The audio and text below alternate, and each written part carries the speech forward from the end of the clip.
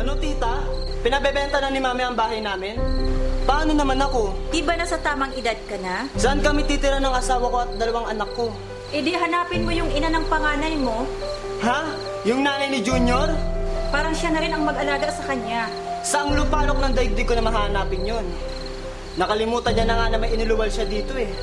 At kayo naman, ang asawa mo at pangalawang anak mo, doon na lang kayo titira sa Tugigaraw. Doon naman si nanay eh. Eh si Joy naman, ang pangalawang asawa ko, hindi rin siya papayag na pumunta kami ng probinsya dahil nag-aaral din siya ng nursing. Di maghanap ka ng sarili mong pamamaraan. Pero tita, hindi ako papayag. Paulo, di ba nasa tamang edad ka na?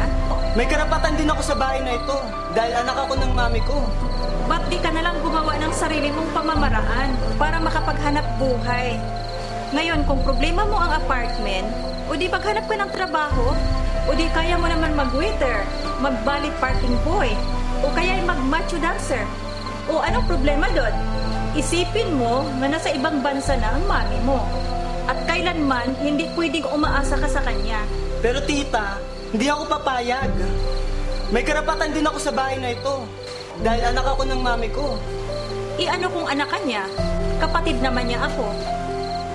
Di ba ako naman ang binigyan niya ng authorization para ibinta ang bahay niyo? O ano, maghanap ka na ng trabaho